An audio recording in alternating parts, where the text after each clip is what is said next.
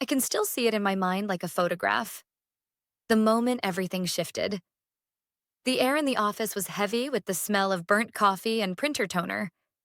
The hum of fluorescent lights above mixing with the faint echo of forklifts outside. I was leaning over my desk, reviewing the weekly logistics schedule, when my boss, Daniel Carter, stepped into my office without knocking. He had that thin smile he used when he wanted to remind people who was in charge. "Alice," he said slowly, like he was testing the word, "you'll regret it if you go against me." It wasn't the first time he'd tried intimidation, but this time there was something sharper in his voice, something final. I didn't flinch. I just nodded once. Understood. What I didn't say, what I kept behind a calm face, was that he'd already made a mistake big enough to bury him. I'd been at Carter Logistics for nearly 9 years. I started in scheduling, but over time I became the unofficial problem solver, the one who caught mistakes before they became disasters. In an industry where a late shipment could mean millions lost, that mattered. But Daniel never cared about that.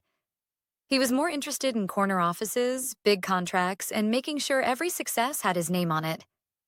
People like me were there to make him look competent. That's why I noticed the email he didn't. It was a simple lease renewal notice for our largest distribution warehouse. The subject line was dull. Action required. Renewal deadline. I knew the building, 120,000 square feet of prime industrial space right off the highway, the hub for over 60% of our shipments. The renewal date was in 3 weeks. If it lapsed, the property could be leased to someone else immediately. Daniel had forwarded the email to operations with a note. Handle this. Operations, of course, assumed he meant it was already handled, and that's how things got lost. I read the attached lease twice. My fingers drummed against the desk. If someone else secured that lease, Carter Logistics couldn't operate in the region without massive delays. Every major shipment, especially the one I'd heard him bragging about at the last executive meeting, a $20 million import deal, relied on that warehouse. And Daniel hadn't even set a reminder. For days, I wrestled with it. Part of me thought I should warn him. After all, my paycheck came from this company. But then I thought about the last time I'd brought him a problem. 3 months earlier, I'd flagged a routing error that would have delayed a contract delivery by 5 days. His response? A smirk and, "Alice, stick to your lane. I've got experts for that." He didn't have experts. He had people who feared him too much to argue. That night, I stayed late, pretending to be working on freight schedules. The warehouse manager was on shift, and we got to talking. Casually, I asked if he'd heard anything about the lease. He hadn't. And the property owner had been trying to get someone from Carter's office to respond. That was when I knew. If Daniel didn't respect my voice, maybe he'd hear me in another way, one he couldn't ignore. I called my brother-in-law, Mark, a commercial real estate agent who owed me a favor. I told him I needed information, fast. Within 24 hours, I had the full terms for the warehouse lease.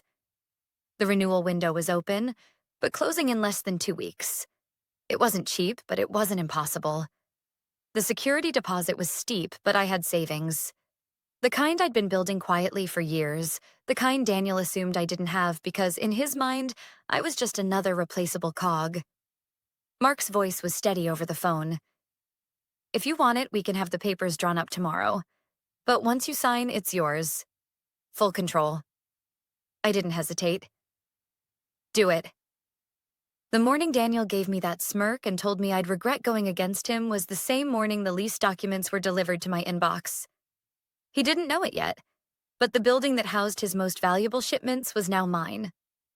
I signed, wired the deposit, and by 3:15 p.m., the deal was finalized. The confirmation email felt heavier than it should have. This wasn't just a property. It was leverage. I wasn't reckless. I wasn't going to announce it. But I also wasn't going to forget the way he had looked at me when he said those words. 2 weeks later, when his $20 million shipment from overseas was scheduled to arrive, I would find out just how pale a man can go when he realizes the ground he's standing on belongs to someone else. And by then, there would be nothing he could do to stop it. The next morning, the warehouse felt different. Not in a physical way. The same rows of high shelves stacked with pallets, the same hum of the industrial fans. But to me, it was no longer his warehouse. It was mine. I parked 2 blocks away, not wanting anyone to see me arrive. The property manager, a thin man in his 50s with an easy smile, met me at the side entrance. "You're the new tenant," he said, shaking my hand. His voice had a hint of surprise, like he'd expected a corporate rep in a tailored suit, not a woman in a plain blazer and jeans. "That's right," I replied. "And I'd like to keep it quiet for now. No changes to daily operations until I say otherwise." He nodded, pulling a set of keys from his pocket. "You've got full access. Lease terms are exactly as you saw. You can sublet, terminate, or renegotiate as you see fit." The metal keys felt cold in my palm, heavy in more ways than one. For the next week, I went about my normal routine at Carter Logistics. I still clocked in at 8:30, still sent the same emails, still pretended Daniel's voice didn't grate on my nerves when he barked orders down the hallway. The trick was patience. If I moved too early, he could adapt. The plan was to wait until his $20 million shipment landed, the one he'd been bragging about for months, and then let reality hit him like a steel door slamming shut. At lunch breaks, I'd step outside, phone pressed to my ear, speaking quietly with the warehouse security supervisor.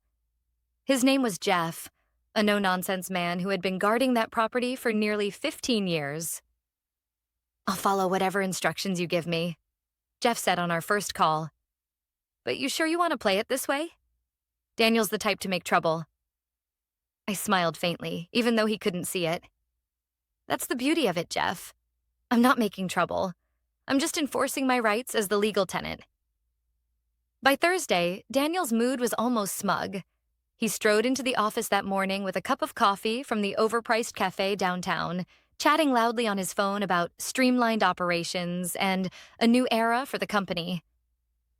I caught snippets of his conversation with the operations manager. "All customs paperwork is cleared, offloading scheduled for the 14th. Trucks will run straight from the port to the warehouse." Flawless execution. I kept my eyes on my computer screen, fingers resting on the keyboard, while inside my heart beat a steady drum. The 14th. That was the day. On Friday, I drove past the warehouse after work. The sunset threw long shadows across the loading bays, the chain-link fence casting dark stripes over the asphalt. I pulled into a side lot and sat there for a moment, watching as forklifts shuffled pallets inside. That building had been Carter Logistics' beating heart for over a decade. Without it, the company couldn't function in the region. Daniel knew it. I knew it. And in less than a week, everyone else would know it too. I spent the weekend finalizing my plan. Not because I thought Daniel might challenge my ownership. The lease was airtight. But because I knew he'd try to spin it. People like him didn't admit defeat. They invented alternate versions of reality. I made copies of the lease, the payment receipts, and the property manager's confirmation letter. One set went into my home safe. Another went into a manila envelope at my sister's house. By Sunday night, I felt a strange calm. Daniel called a morning meeting. His energy was electric. He paced the front of the conference room, tossing numbers onto the whiteboard like confetti. "This shipment," he said, tapping the board with the marker, "is going to double our quarterly profits. This is the big one, people. Every truck, every driver, every warehouse hand, all hands on deck." There was applause. A couple of the managers exchanged grins. I kept mine small, careful, just enough to look like I was part of the enthusiasm. Inside, I was counting down hours. That afternoon, Jeff called me. "Just so you know," he said, "Daniel sent a junior manager over here today to walk through the warehouse. I told him access was restricted without your written authorization." I could almost hear the pause in Daniel's day when that message got back to him. But he wouldn't panic yet. Not until the trucks rolled up and he couldn't get inside. "Good," I told Jeff. "Hold your ground." The office was buzzing. Schedules printed, driver assignments posted, everyone preparing for the massive offload. Daniel was in rare form, shaking hands, slapping backs, telling anyone who'd listen about decisive leadership. I kept my head down, double-checking invoices in the system I knew he wouldn't be able to process by tomorrow afternoon. That night, I didn't sleep much. I lay in bed staring at the ceiling, running through every possible reaction Daniel might have: denial, rage, bargaining. What I didn't imagine was him walking away quietly. That wasn't who he was. But tomorrow, when the trucks pulled in and Jeff met him at the gate, it wouldn't matter. The papers in my name would speak louder than anything he could say. The morning of the shipment, the air felt different. The sky was still pale with dawn, and the streets around the port were already alive with rumbling engines and the hiss of air brakes. I parked 2 blocks away from the warehouse again, sipping lukewarm coffee from a paper cup. My phone buzzed. It was Jeff, the warehouse security supervisor. "They're here," he said simply. By 8:30 a.m., the convoy of trucks had pulled into the access road, 20 of them, each carrying containers packed with goods worth more than I'd make in a lifetime. This was Daniel's crown jewel, the $20 million shipment he'd been bragging about for months. I could almost picture his face, smug and confident, walking up to the gate expecting it to swing open like it always had. But it didn't. From my spot down the street, I could see Jeff standing at the gatehouse, arms crossed, the morning sun glinting off his sunglasses. Daniel was in his tailored navy suit, phone in one hand, gesturing sharply with the other. I couldn't hear them, but I didn't need to. Jeff had told me exactly what he'd say if Daniel tried to get in without authorization. Access restricted. Property is under new tenancy. Please contact the leaseholder. Daniel's body language changed fast.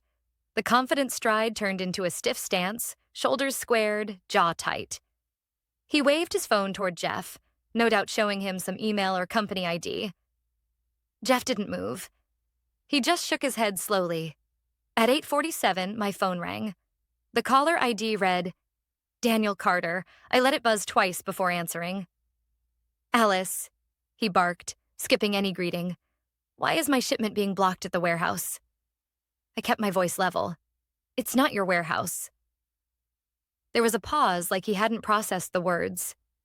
"What the hell are you talking about?" "The lease wasn't renewed," I said evenly. "It became available. I secured it 2 weeks ago." His voice sharpened, almost a hiss. What? That's theft. It's perfectly legal." I cut in. "I'm the registered tenant. I have the paperwork and payment receipts to prove it. Security has been instructed to deny entry to unauthorized personnel." "You've lost your mind," he snapped. "You can't run a facility like that. You think you can hold my shipment hostage? I'll have you in court before lunch." I didn't raise my voice. "Then I suggest you speak to your lawyers before the goods spoil."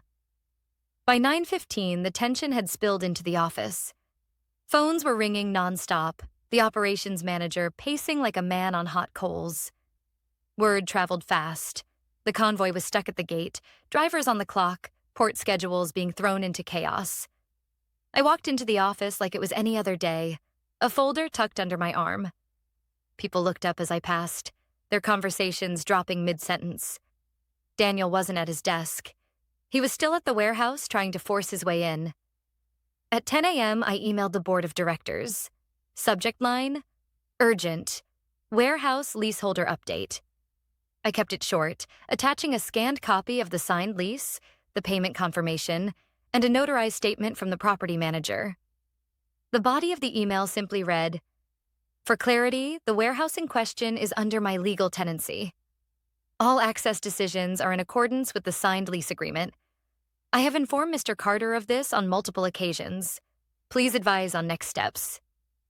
I hit send, sat back in my chair, and let the silence hang. Around 11:30, Daniel stormed into the office. His tie was loosened, his face pale under the fluorescent lights. He slammed his door so hard the glass rattled. 2 minutes later, his assistant appeared at my desk. Her voice was low, urgent. "He wants you in his office. Now." I walked in without knocking. Daniel was standing behind his desk, both palms pressed into the surface. "You think you've won something here?" he said, his voice low and shaking. "You're playing with people's livelihoods." I said slowly, "I've taken control of a situation you neglected."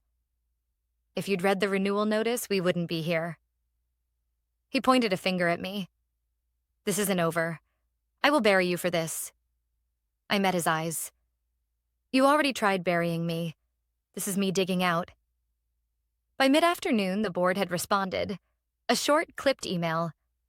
We will review the situation. Please refrain from further escalation until counsel is consulted. But the damage was done. The shipment was stuck. The drivers were racking up fees. The company was bleeding money by the hour. And I knew Daniel. He wouldn't just be worried about the logistics. He'd be terrified about how this looked to the board. By sunrise the next day, the street outside the warehouse looked like a parking lot. Drivers leaned against bumpers, coffee steaming in the cold air, radios chattering about layovers and penalties. Jeff texted me a photo of the line. 18 rigs staged tight to the curb, 2 still circling the block. At 7:12 a.m., my phone rang. Unknown number. Alice Harris? A crisp voice asked. This is Officer Neal with the Port Authority Police. We've received a complaint alleging unlawful interference with commerce at the Hanover Street facility. There it was. Daniel's influence, quick and sharp. I'm the tenant of record, I said. Lease executed 2 weeks ago, no interference. I'm controlling access to my property. We'll need to see documentation, he replied. Happy to show you, I said. I'll meet you at the gate in 20 minutes. I pulled on a plain black blazer and drove the same quiet route I'd been taking all week. The city felt muted. Low cloud ceiling, a gull skimming the river. I parked 2 blocks away again and walked the rest on foot, paperwork in a file folder tucked under my arm. At the gate, 2 PAPD officers stood by Jeff's booth. Daniel was there too. Tie perfect, eyes bright with a confidence that said he thought he'd finally found leverage. He nodded to the officers as if they worked for him. Morning, I said to the officers, not looking at Daniel. Here are the documents. I handed over the signed lease, the wire confirmation, the insurance certificates, and the property manager's letter acknowledging delivery of keys. Officer Neal studied the papers, his partner flipping pages, lips moving silently. Neal glanced at Daniel. Mr. Carter, you said your company leases this property. Daniel's jaw flexed. We did. For 10 years. Her lease, he swung a hand toward me, is a stunt. She's an employee acting against her employer. Neal kept his eyes on the documents. That's a labor matter. We're here about property and access. He turned a page, then another.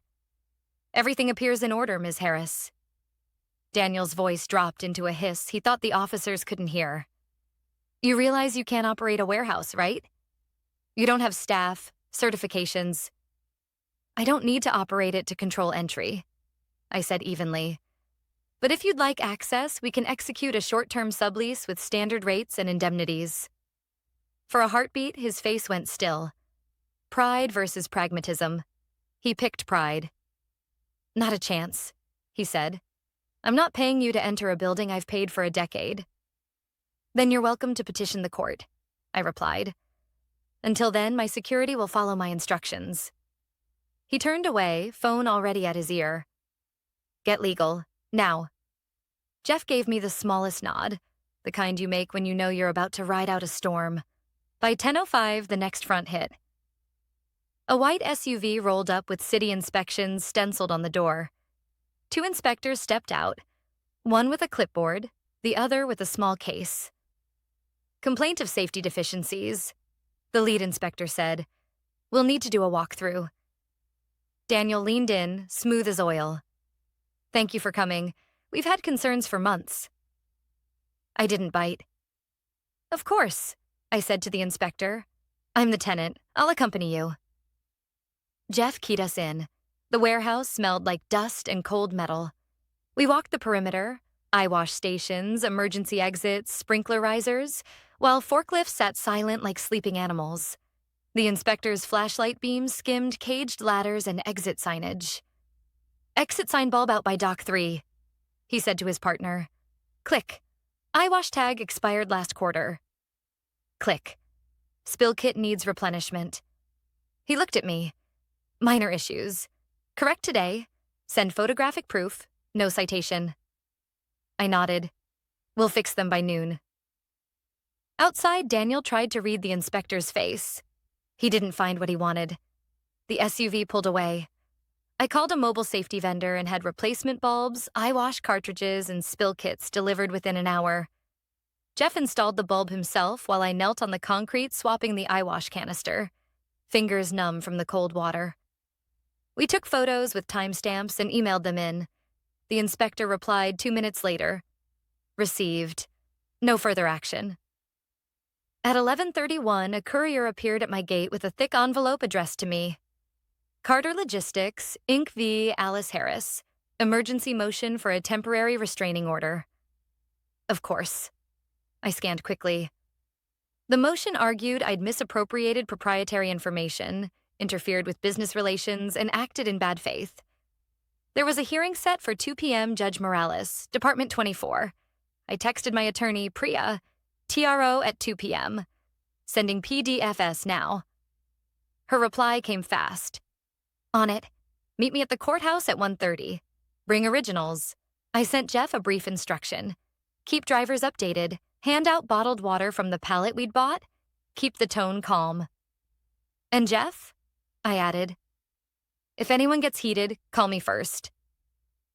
He texted back a thumbs up and a photo of 2 drivers laughing over bad coffee. It soothed something tight in my chest.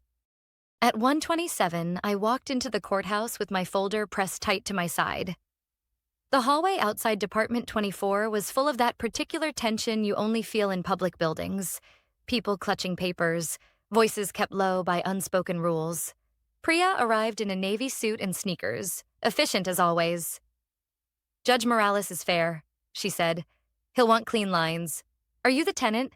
Did you use company resources? Any evidence of bad faith?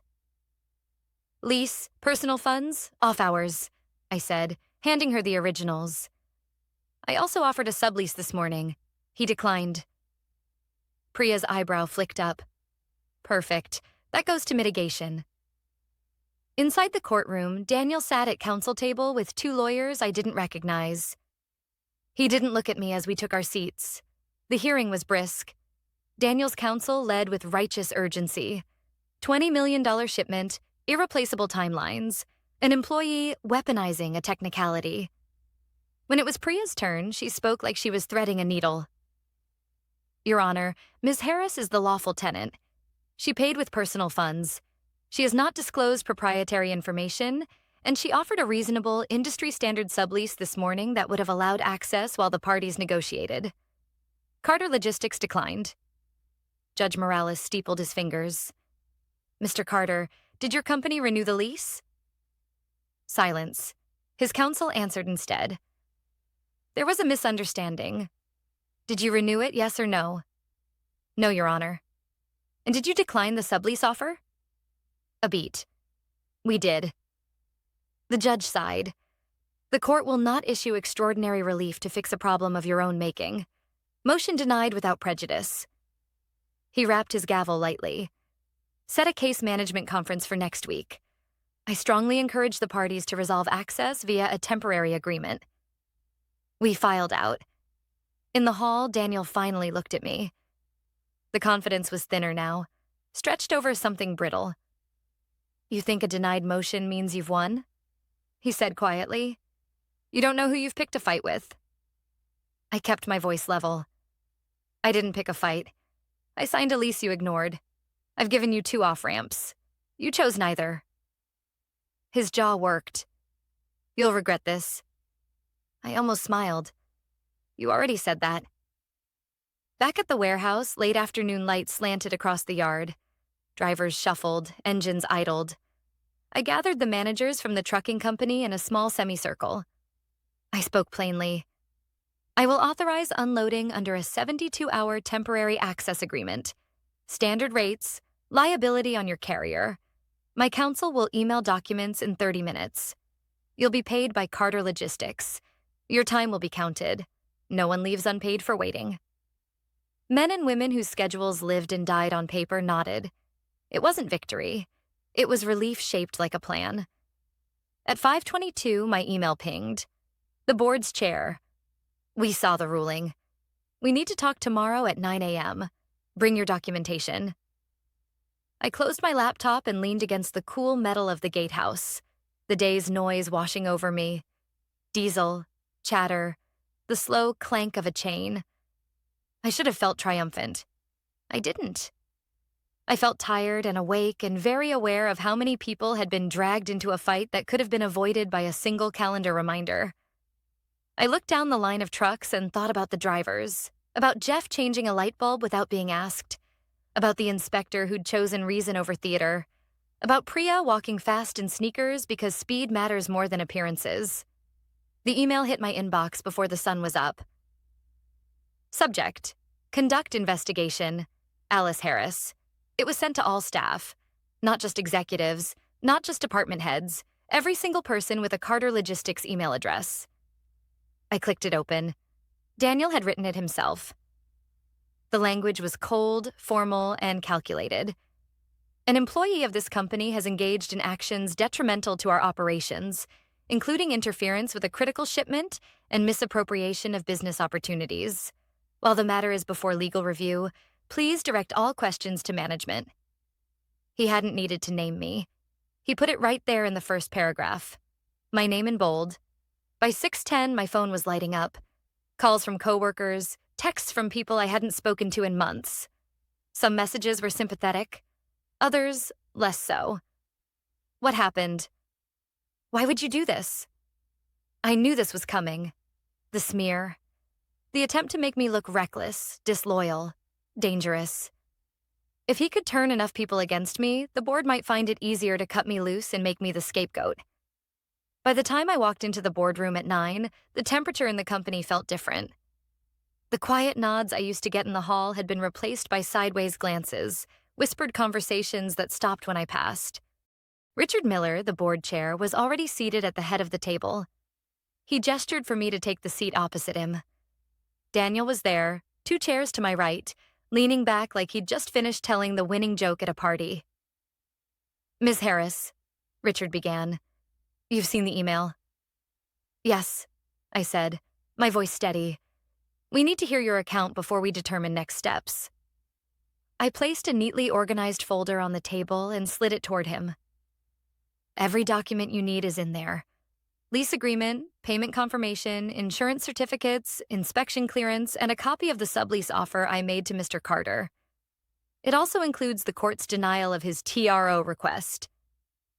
Daniel smirked faintly, but Richard didn't look at him. He opened the folder, flipping through the pages. The other board members leaned in. You acted in a personal capacity? Richard asked. Yes, sir. Using personal funds on personal time. I did not use company resources, and I did not share any confidential information. And you offered a sublease immediately after taking possession? I did. He refused. Daniel leaned forward. Because it was extortion.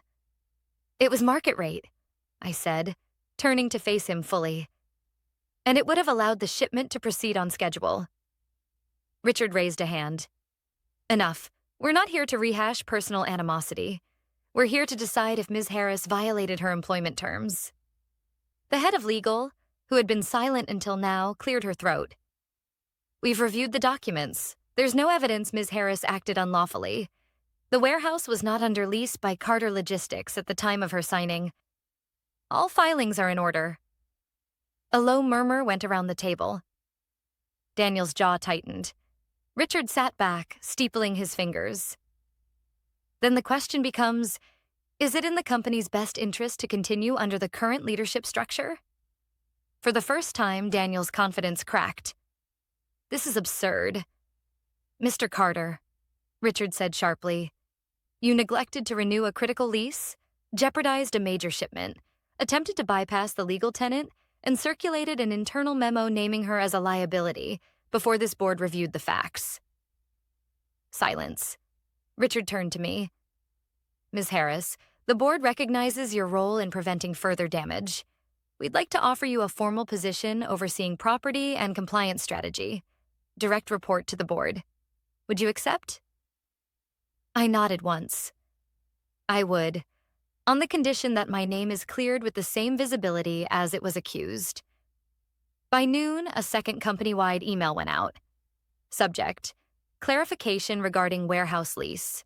It read, "Following review, the board confirms that Alice Harris acted lawfully, in a personal capacity, and with the intent to mitigate operational risk.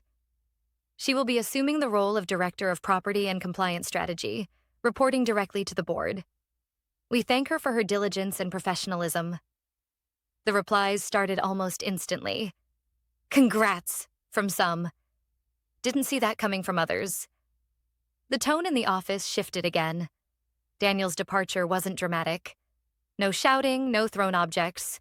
Just a closed-door meeting in the afternoon, followed by him walking out with a cardboard box, sunglasses on despite the cloudy sky. I didn't watch him go. I was in my new office, a modest space on the top floor, signing the final agreement for the temporary sublease so the drivers could unload the shipment. The warehouse gates swung open the next morning at 8 o'clock sharp. Jeff sent me a photo of the first container being rolled inside, a simple caption, "Back in business." A week later, Richard stopped by my office. He set down 2 coffees and leaned against the doorframe. "You handled yourself well," he said.